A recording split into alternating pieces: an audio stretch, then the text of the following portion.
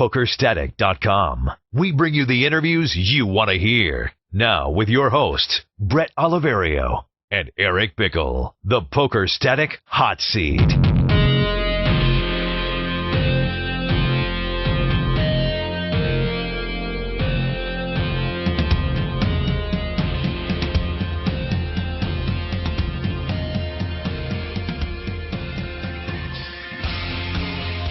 What's up? Thanks for checking out a brand new edition of the Poker Static Hot Seat. Joining us tonight, as you can see, the legendary Phil Galfond. Phil, thanks for joining us. We appreciate it. Yeah, thanks for having me, Bret and UB. Now, we were we were exchanging emails back and forth, and I guess you've been sick over the last week. I mean, talk about being sick as a poker player because, you know, you make your income playing poker. How tilting is it to be out of commission for a few days?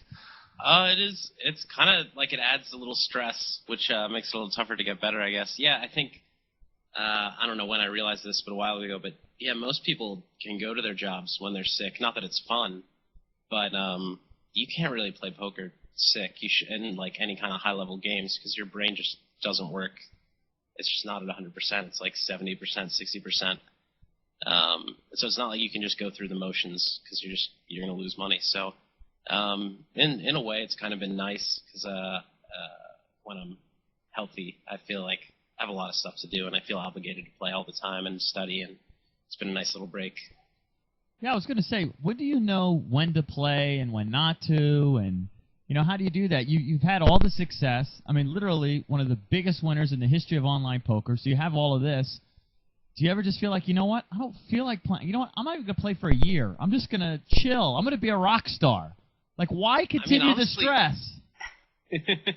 I had a period where, I'm trying to think how long ago now, but maybe like a 6-month period where I barely played, and I never sat down and said, I'm sick of it, I'm not going to play. But my approach for a long time has been, I'm going to play when I want to, and when I want to, I'm going to play really long hours because that's what I want to do. Like, there are times when I'm like really obsessed with the game and want to keep playing, and there are times when I just don't feel like it. And I found that if you don't want to play, you can still play well, but you're not going to play your best. And so yeah, I don't push myself too much when I don't want to play. And fortunately, I've wanted to play enough that that's an okay system for me.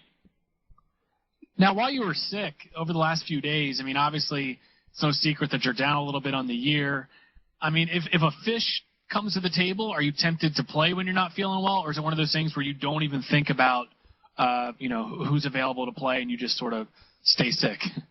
I didn't take a look at the tables this week, but there are definitely times where I've, you know, been sick and seen games that are too good to miss. So there are some games that could have popped up that I would have had to play, I think. But I mean, basically the way I personally look at it is I'm like 2/3 of the player that I normally am while I'm sick, and so the requirements for games that I'm going to be able to beat, you know, they need to be a lot softer. How do you characterize the games these days? I mean, obviously they're not the glory days years, you know, a couple of years ago. But by the same token, you know, there's been some big action lately. I mean, you know, our friend Z, you know, has been killing it. He's found a way. How would you characterize the games? I mean, from month to month it changes, and it's been that way for a while. And I guess lately it's pretty good, you know, considering that, you know, everybody thinks it's declining. I think games have been pretty good. If you're a great Deuce 7 triple draw player, games have been great over the last few months. And like there's been action almost every day at 1500 3K triple draw. And that's a game I'm trying to learn right now and not doing so hot at. But I think that's one of the reasons I've been, you know, before this week, feel like I have so much to do because I'm just trying to catch up and learn that game while it's still running all the time. Is that the game that you tweeted about where you said, Bret might remember better than I, but you said something like... Yeah, you said you were playing like 3 tables of PLO, then 2 tables of a game you know nothing about. And then I think later on you tweeted, that didn't go too well, or something to that effect. Yeah, that's what I was talking about. Go ahead. Well, I was just going to say, because we were talking to Z and Hack about it. I don't know if it came out in our last video or not, and they said, yeah, Phil's paying tuition. He's going to school right now, on Deuce to 7. Is that how you look at it? That's entirely how I look at it. I was actually, right when I was getting sick, in the process of writing up this big blog about, like, my downswing and then about, like, learning new games. And the thing is, for me, I think I learn differently than a lot of the other players, a lot of the other online players, and I think it might surprise a lot of people who would think I'm like more of the studious type, but like I don't go through my databases and look through hands. I don't like sit there and run equities and like put them on different ranges and check my equity against each hand in their range. I don't do all like the stat work and things like that. I've never really been able to. I don't think I have enough focus for it or something. But the way that I've always learned is when I play, I just constantly think about the game, and even after I play, like all day, I think back about the hands I played. I think about everything in depth to the point where like I have trouble falling asleep because I'm thinking too much about it.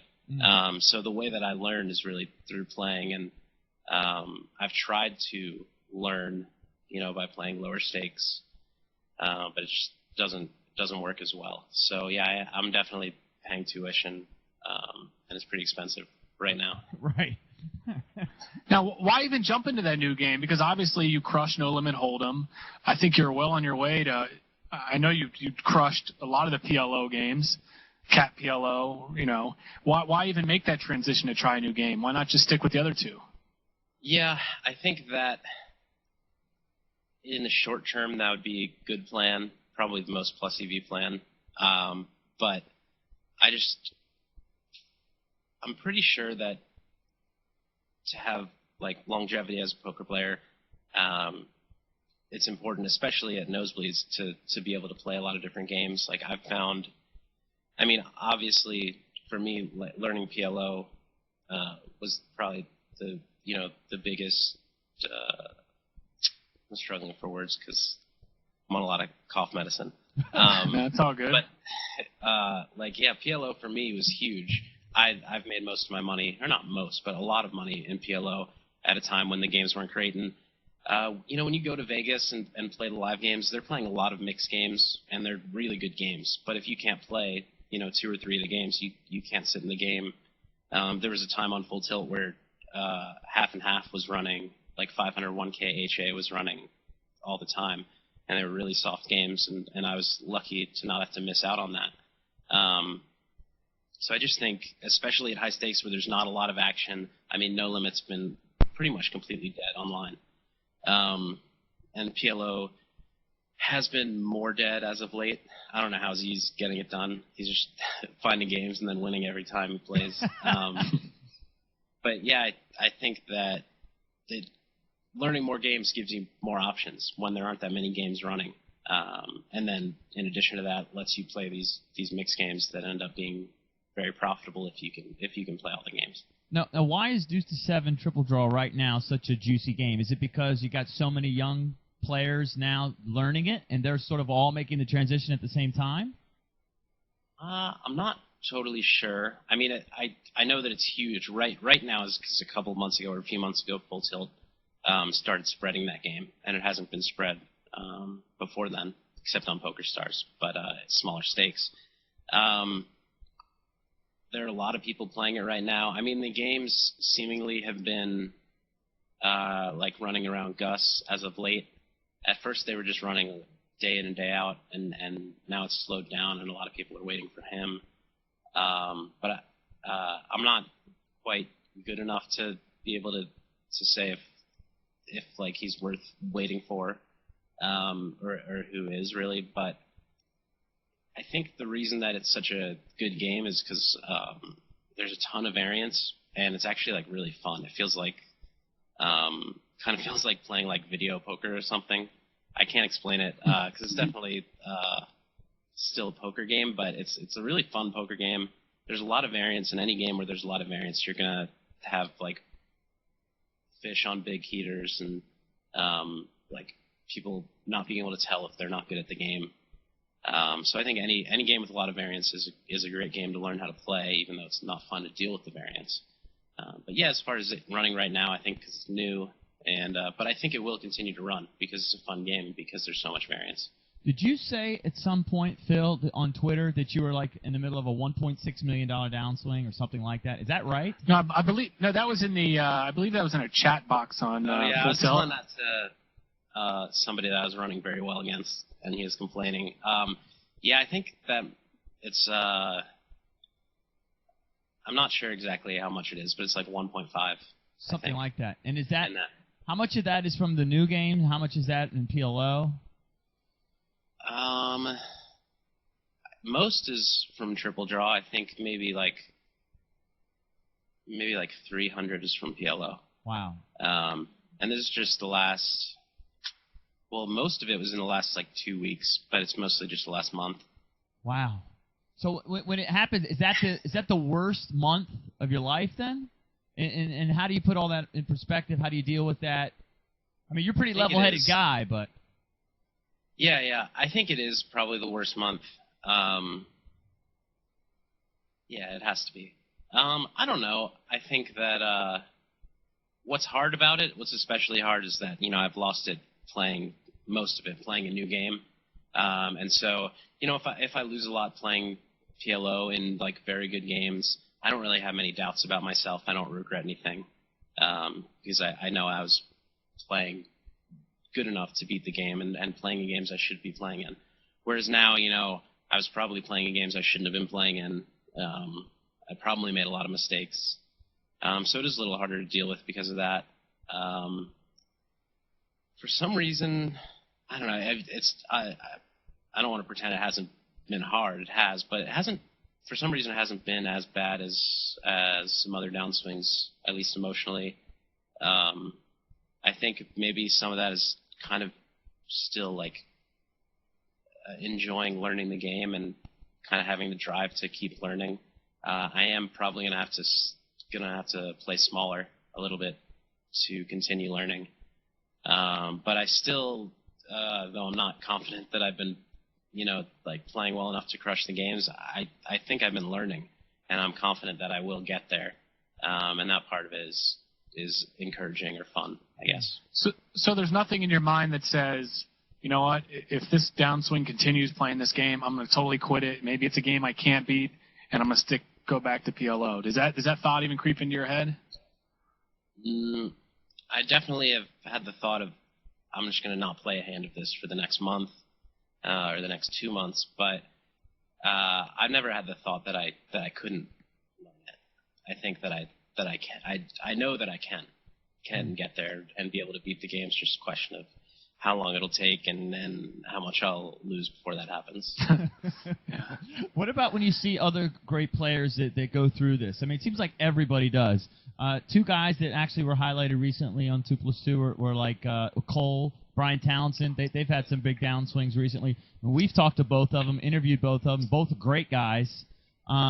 Yeah, absolutely. When you see other great players like that swinging down, what goes through your mind? Is it just simply variance? Are they also learning new games?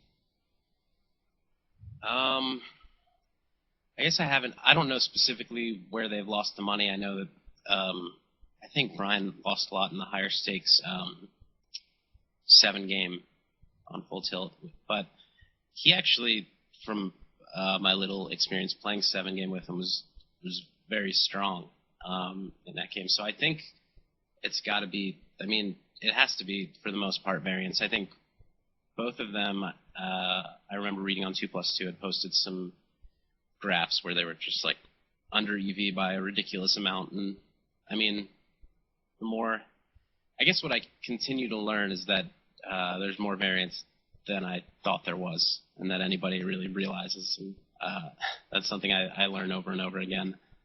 And it's just, I think that we're not really built to understand variance very well. But in poker, it's definitely out there. There's so much variance. And I think that, Brian and Cole are phenomenal players and really good guys. So, while you definitely, I hate to see them both losing, it is, at a time like this for me, like a confidence boost, that right. they can happen to great players. Happens to everybody but Phil. Right. But Ivy, right? Yeah. Yeah. He's too That's good. insane. All right, now I want to ask you, I mean, before we move ahead, of course, everyone needs to check out bluefirepoker.com. The site's brand new.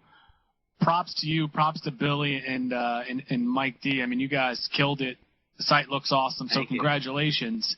I want to ask you about, possibly getting a coach. I mean, do you have a poker coach when you're learning a new game? Do you think about seeking out someone to teach you this game? Or are you just better learning on your own? I think getting a coach is great for almost any situation. I haven't gotten coaches for horse games and for Deuce to Seven. I guess I've had I had minimal coaching early on for horse games, but mostly because I don't think there are many people who are qualified to coach me for like high stakes horse games or Deuce to Seven games that would coach me. Like there are a lot of people out there that are qualified, but they're playing in those games and either wouldn't want to coach me or would be, insanely expensive. I had a lot of coaches. I had a coach early on when I was playing Sit and Goes. I was coached by Gigabet. I don't know if you guys remember him. Mm-hmm. Right, definitely. And I was coached when I transitioned to cash games. I actually back when this is a really long time ago. He wasn't even known at all. I got coached by White Lime for No Limit.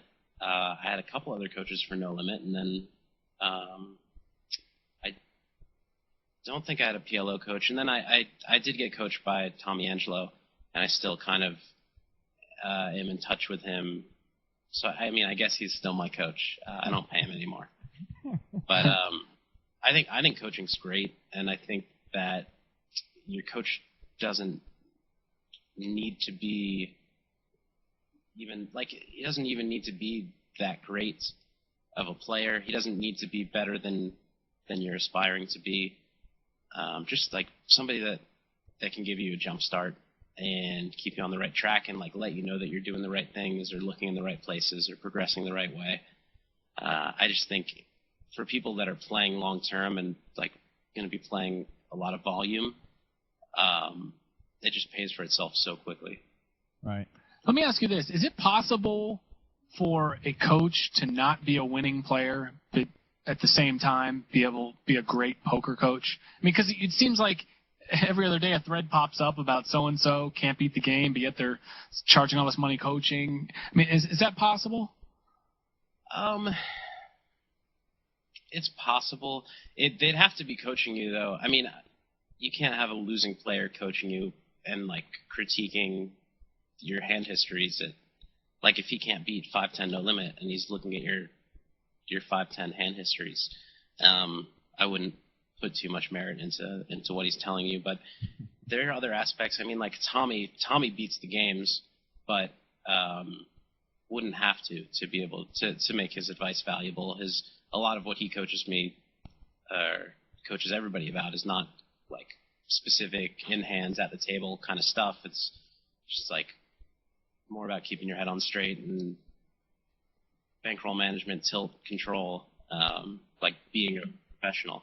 So for a coach like that, I don't think you need somebody that crushes the games or beats the games. But I don't think there are many good coaches out there that don't at least beat some form of poker, or at least a certain level of poker. Well, what's been your criteria in picking coaches? Because I know, for the first several years of Blue Fire, you only had a few. It was just a handful of guys. And then now you've expanded. The website's bigger and better than ever, and you're adding all these new coaches. There's a sit and go team. Right. What was been that process? It's taken a long time, as you guys know. I mean, Billy kind of does the initial checking into people who are well respected, people who have good win rates at certain games, and then my job is basically to look at the videos they produce and how they explain things, and that's the majority of my personal criteria is how well they explain things. I think that while it is important, like we were just talking about, to have people who crush the games, coaching, I think there are a lot of people that crush the games that don't explain it well, and there are a lot of people that do just okay, but can point out a lot of things that you either wouldn't have thought about or can help you think more clearly about things.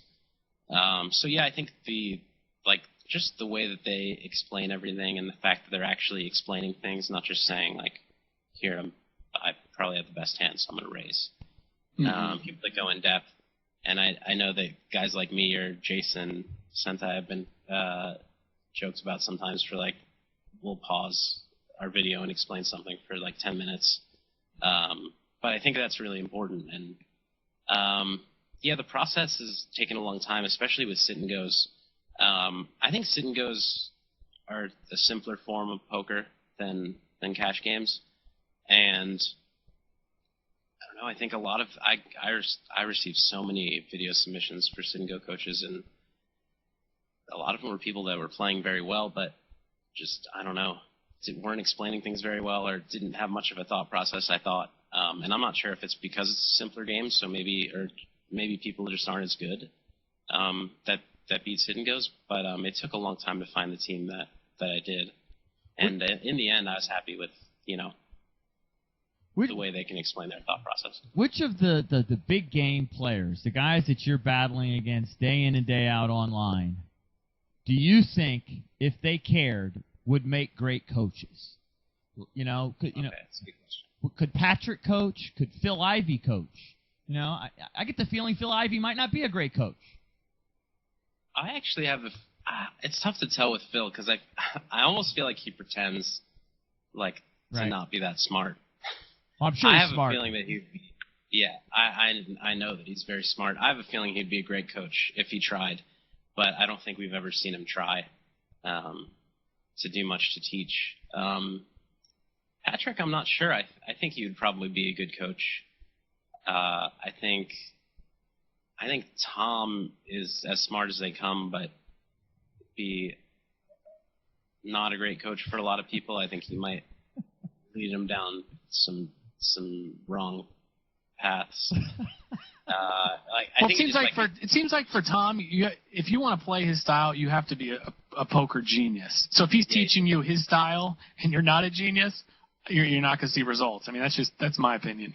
Yeah. Also, talking to Tom, I've been around Tom, talking to people about hands that he's played or strategy, and I think there's so many things that he just assumes everybody knows. He'll just be talking about the way he played a hand and be and then obviously, that means this, and everybody there's that's not obvious. None of us so I think he would maybe give his students too much credit or skip too many steps in explanation. I don't think he'd be a very good coach. Z, I think actually, Z and Hack are a lot different. They play somewhat similarly, but they think completely differently. And I think Z is the stronger player, but I think Hack might be a better coach. Wow. And I think the Z's. Yeah, go ahead. I was just gonna say it's funny because that maybe it's just Hack's nature, but he thinks he'd be an awful coach. He thinks he's bad at everything. Right. No, I think he'd be a good coach. He's very logical. I mean, they're both very logical, but yeah, he would explain things well. I think Z, his brain just works in a really weird way, in a good weird way. But this guy, I think it's just like a computer kind of. Right. And I just don't think he'd translate it well to explaining to people with normal brains. Right. Whereas I think Hack's more normal. You mentioned Tom, and I'm sorry, Bret, and you've been doing a lot of analysis of the Jungleman match. What's your take overall of that? And is it sort of fluky that Jungleman got out to this big early lead, or does he just have a big edge that Tom underestimated? The thing is, we can't tell. I think that Jungleman is up a lot, and one explanation for that could be that he's just running insanely hot, and a lot of the situations are things have fallen in his favor and worked out perfectly. But another explanation could be that, he's running a little bit well, but has a big edge. And even as somebody that plays in the same games as them and has played with each of them, has talked a lot with Tom, I don't really know the answer. What does Tom say? What does he say when he talks to you? Do you guys not talk about it, or does he say, "Oh my God, I'm being coolered"? I mean, does he sort of get into that? He's not much for complaining. For some reason, he just takes things a lot better than most people, probably because he's been winning and losing his whole bankroll his whole life. He's never really much for bankroll management, so he's just used to big swings, I think. I know that I know that he went into the match thinking he was a favorite. I doubt he's changed his mind about that. I'm sure he thinks he's still a favorite, so I'm sure he thinks that he's running very badly. But I'm not really sure. Yeah, I'm not sure whether that's true or not. It's so tough to tell. Have you seen Tom make dramatic adjustments during the match? Have you seen Juggleman make dramatic adjustments through the hands that you've evaluated? The one most clear-cut thing is that Juggleman started min-raising buttons, whereas he started out 3xing, and now he's been min-raising. And I've heard people speculate that that's to keep the swings down since he's out to a lead now. I don't think that's the case. It doesn't make much sense because he's also four-betting.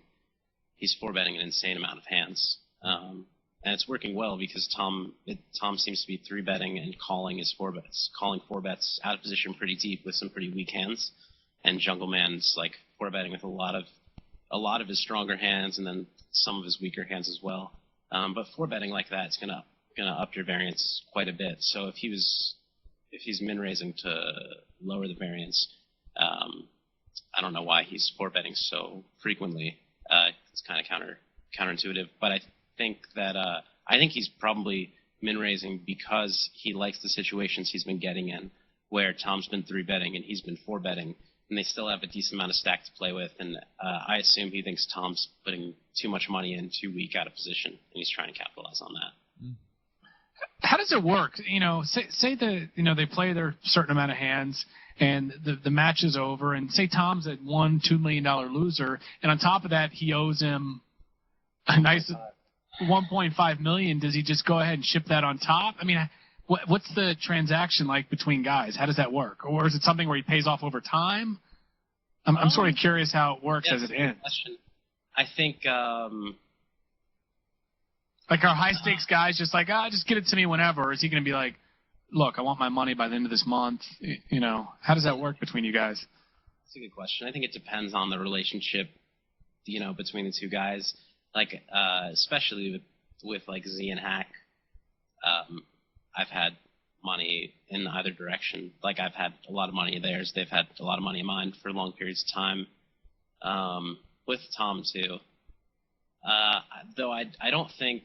I know Tom and Juggleman are at least friendly, but I don't think they're that tight to where. I think Juggleman won it pretty quickly. But yeah, I don't know how it. I think it would just depend on the two guys in the agreement, and also anytime you're setting up a match like that, I think you should be pretty explicit as to what you're expecting when the match is over. Just out of curiosity, Phil, just for sort of I know that we have hardcore poker fans that watch this, but for those of us that aren't as quite hardcore, give people an idea what's been the most amount of money that one of your buddies has owed you? Good question. I've definitely borrowed more from Z and Hack than they have from me. I think the most that I've been owed is I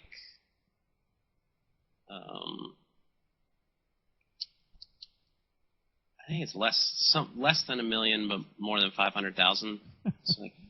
So what? Yeah, probably 700, 800,000. So and I've owed at one point where when I bought my place, at that time I had no money online. I think I probably borrowed $1 million from Z for a long period of time. Oh my God.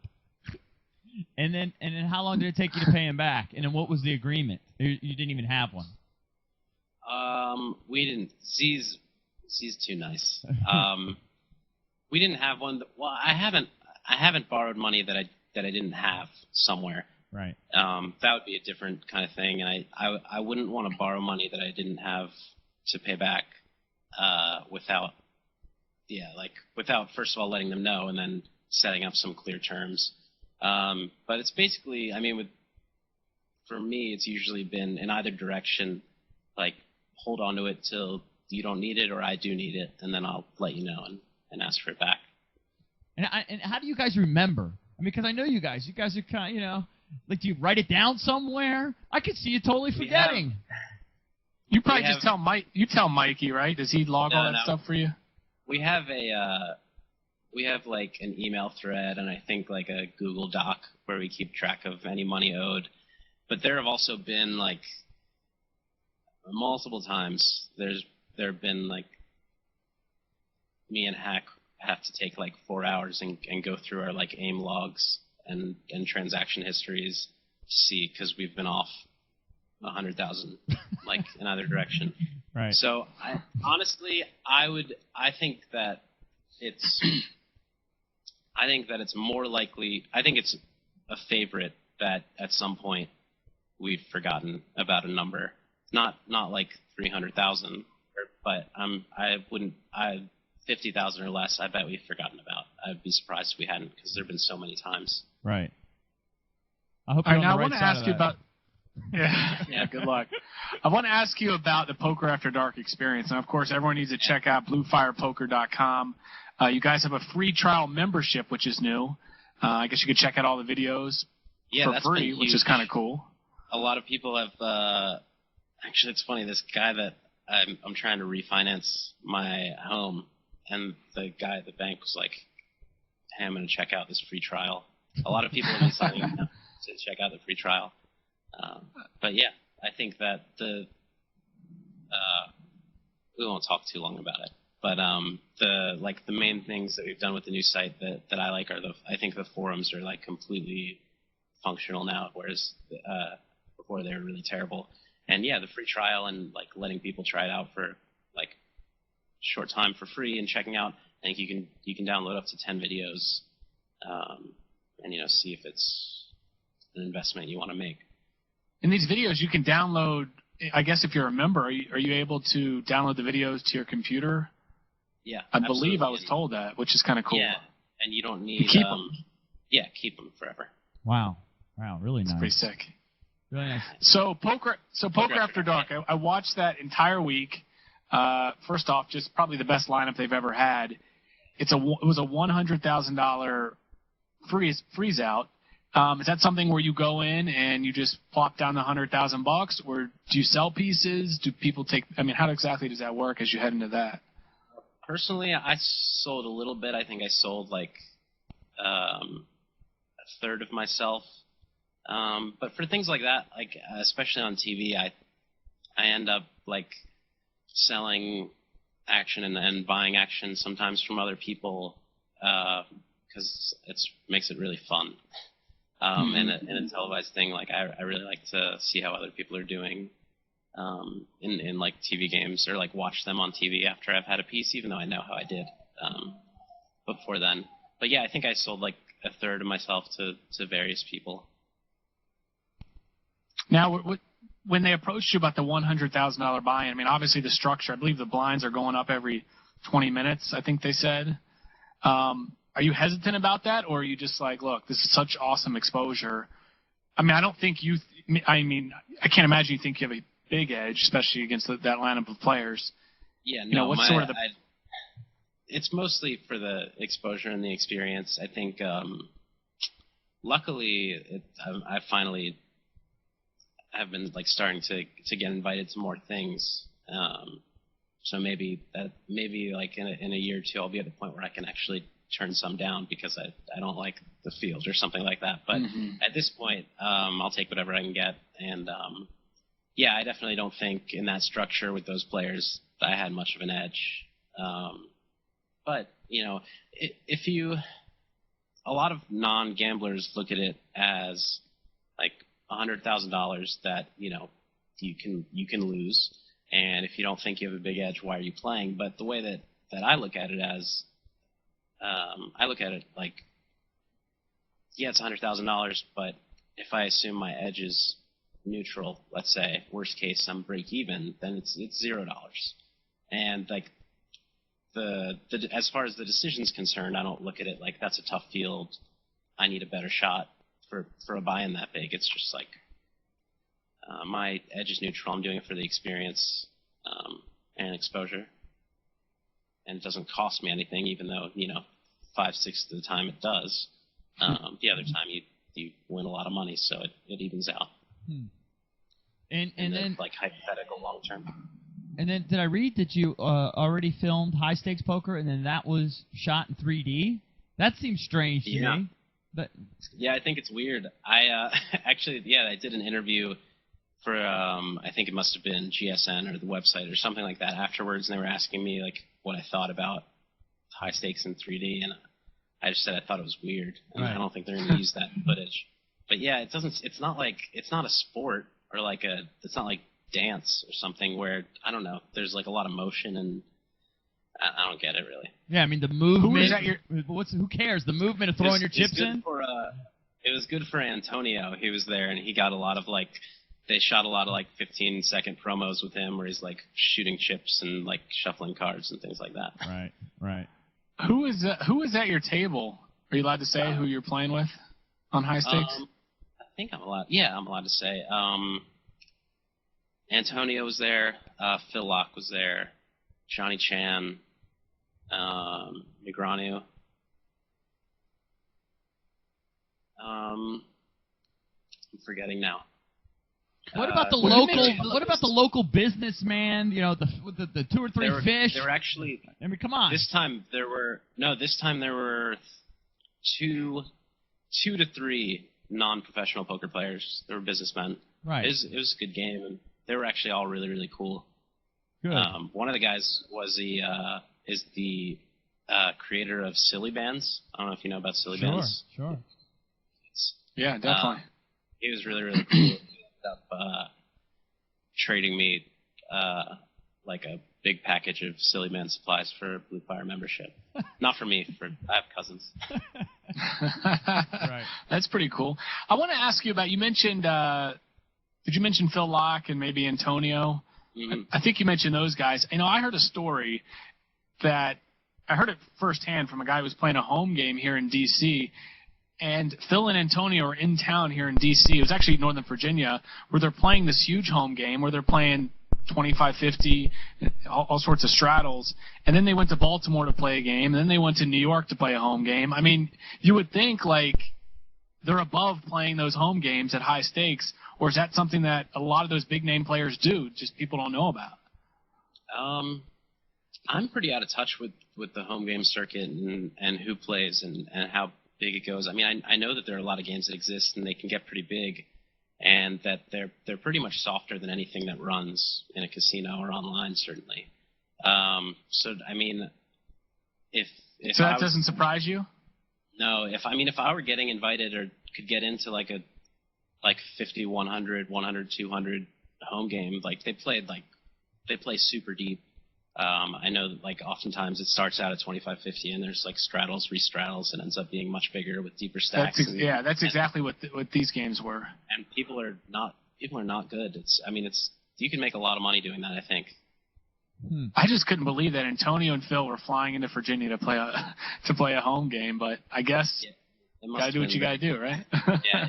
Shows you how lucrative the games are. So you haven't. What's the biggest live game that hasn't been televised that you ever played in? You're in New York City. I gotta imagine you've been in some. You haven't played with A-Rod yet? No, I've played in Bobby's Room non-televised games, but no, I've never played in a home game. I would love to. I just don't think anybody wants me in their games. That's true. Right. Yeah, but I think it was the last video that we did. We should talk about Macau a little bit. And whether or not you have any plans of playing there. It was interesting. Hack was telling a little side story where he went to sit down at one of the games, and all of the players got up and left. I can't even imagine that. I can't even imagine that. That was surprising to me, too. When are we going to see you there? I don't know. I think I need to find out more about it. My understanding is that it's not that easy to get into the games, and so yeah, I guess if it were easy, it'd be probably worth it to fly out there for a couple weeks. But it's a long flight to just go out for like a couple of days to play, or to go out there with no idea if I can get into the games at all. It's definitely something I've been thinking about, but I don't know if I'll be going or not. Overall, how have you done live? Like it's documented. I mean, who knows how accurate? But I mean, you're one of the biggest winners in the history of online poker. But how have you done live? The truth is, I haven't played that much live. Right. If I had to think about lifetime, I probably am like, I mean, yeah, somewhere close to break even in terms of like, the swings I have online. I've played, like last summer. I actually would like to play more live, especially now that I've learned some of the mixed games. But like last summer, I played like 3 or 4 days in Bobby's room, and summer's like I've never played. There's some guys like during the summer that go out there and play like yeah, I think like Townsend even last summer like barely played any events. He just sat in Bobby's room all the time. I think it's not a bad idea actually, and I might want to do that. But I just haven't played that much live, and I would like to, especially if like some No Limit or PLO games would run, because they're not running online really. So I don't know. Maybe after the summer. Are you confident, even though you haven't played much No Limit online, that you could pretty much jump into any live game and do well? Because it's a live game, or No Limit, you mean? A little bit of both, actually. I definitely am rusty at No Limit, but still pretty confident in any live game that would be running that I would have an edge. As far as the live aspect, I don't know. I think I'm a stronger live player than I was a few years ago, but I still think that like there definitely is an element to the game that like it's not completely made up, that like there are tells and things like that exists, and I think that it's definitely an edge I give up to some of the more experienced live players. During the Poker After Dark that aired recently, Huck made or at least told me that he made a couple of kind of big folds in spots where I never would have folded against me, and they were correct folds against me. And then watching the show, I saw in an interview he said that he had felt like he had a pretty good handle on me, or read on me, and where I was at during hands, and maybe he did. And so that's something that I worry about a little bit. I don't know how much I can do about it. I try to pay attention live. I definitely focus more on keeping my actions the same, like physical actions the same, than I worry about picking up on other people's tells. Especially if I'm playing against like Phil Ivey, I'm not even looking to see if I can pick something up, because I'm just not going to. If I pick something up, it's probably because he wanted me to. So most of what I do live is try to minimize my movement. But I'm pretty uncertain, to be honest, about how much they pick up. Let me ask you about social media and how that factors in with that. And we were talking about this in the last video we did with Hack and Z. The two things that I've noticed.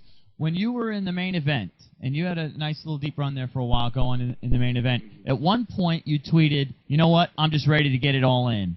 And I looked at Bret, I remember, and I went, it was something to that effect. And I go, he knows people are reading his feed. Is he saying that hoping that somebody at his table is going to see that? Because it seemed like your stack was way better than that. You didn't need to just get any pair in at that time. Or was that genuine frustration?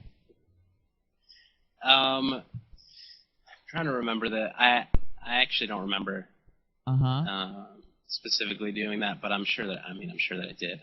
I think it probably was some frustration, but I don't think that I would have been I think it probably was true that I was frustrated, but not true that I was going to be trying to get all in. Right. So I not that I strategically tweet at all, but I'm careful. I wouldn't give something important away. But now you need to factor it in, right? I mean, recently, and we talked about this too, you know, you were playing with Harrington, and you were like frustrated again. You're like, you know, this sucks. This is a guy who, if I come back at all, he's up on me. He's going to quit. And 5 minutes later, his buddies tell him, hey, Phil's tweeting this, and now you got to deal with this. So now why don't you work it into your favor? Start to work this into your game. I mean, I could think about it probably more than I do. I think it's definitely something that could have a bigger effect is in like World Series events when I'm at somebody or at the table with somebody who, you know, like follows me or I follow them.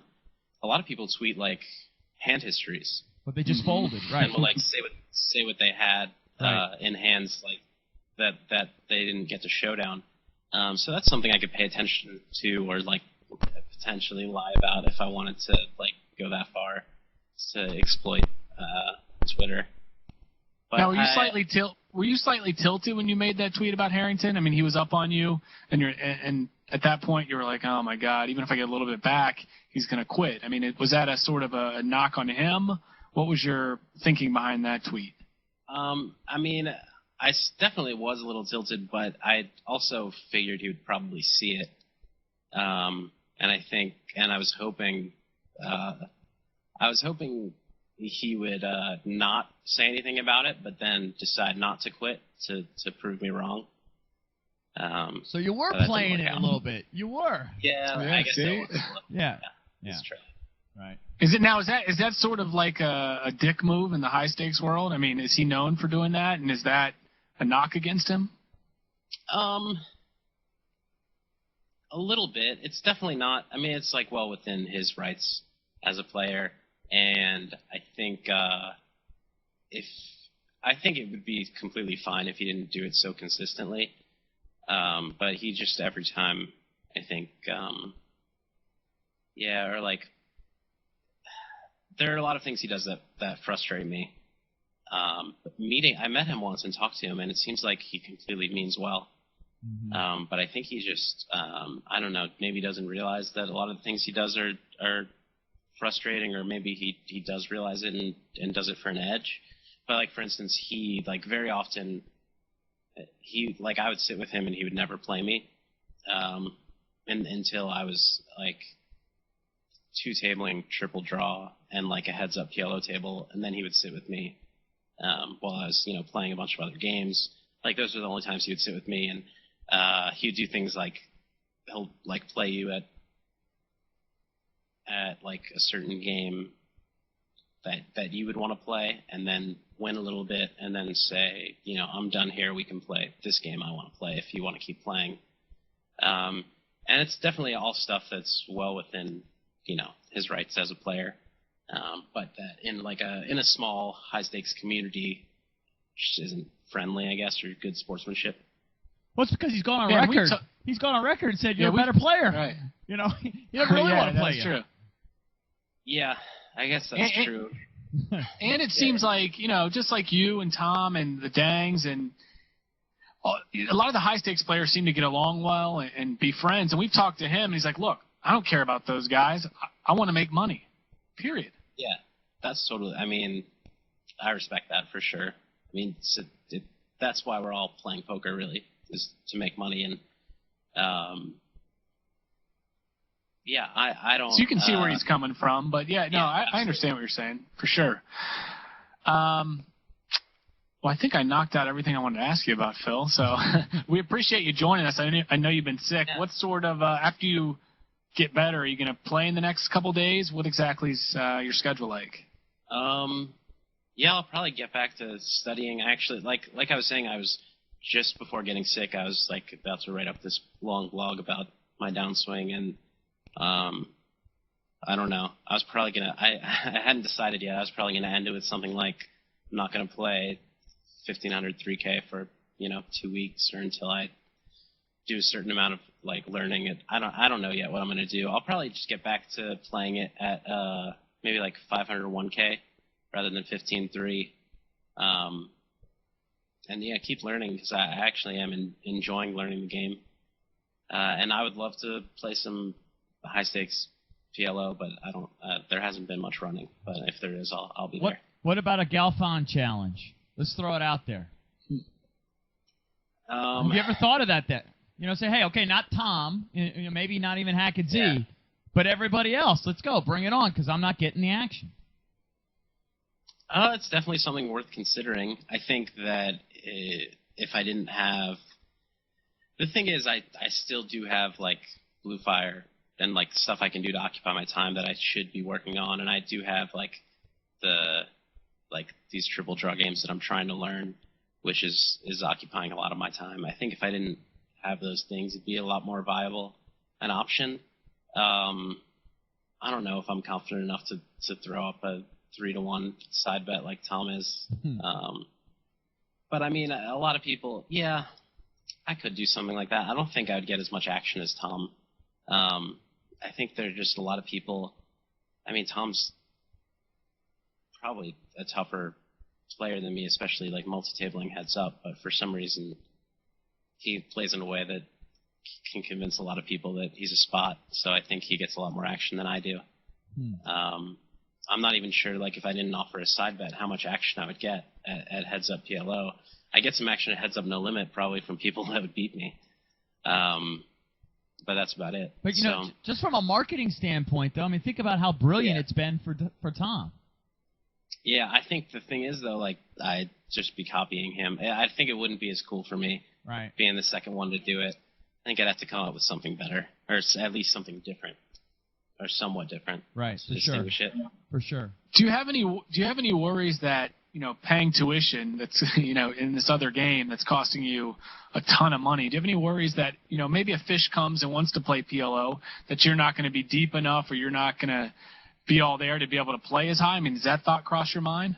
I definitely am worried about that, and I basically am, like, at the point now where I have, like, where my role is such that I'm worried about that, and I'm going to probably step down in order to make sure that doesn't happen. But that's something I've always thought about, and that's a big reason why. Like, if I could go back, it just would have been nice a couple years ago or a few years ago to have a bigger role, because there were a lot of decent games that I passed up on for that reason, because there were fish around, and I had to make sure I was still in action, when they showed up.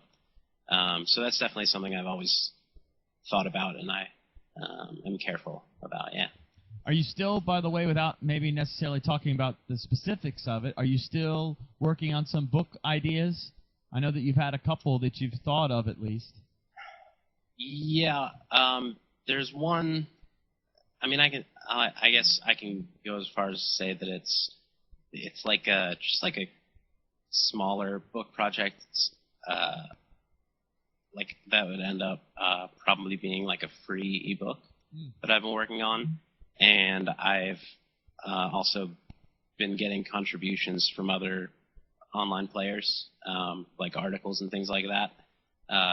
It's taken a long time because poker players tend to take a lot longer than they say they will, or than you ask them to come back with work. So it's taken a long time because I've been waiting for some more contributions from other people, and I still have a little more to write myself.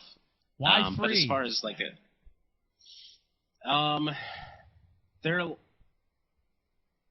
that's a good question. I think it'll be easier just to answer when I release it, or it'll make more sense.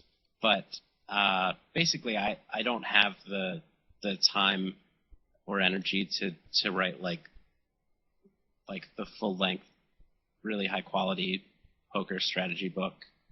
Right now, I think that's something that would be like a year-long project, and I have to take a step back from playing poker, and that's something I'd like to do one day. But maybe many, many years from now, when there are less games for me to play, or I'm whatever, semi-retired, hopefully, something like that.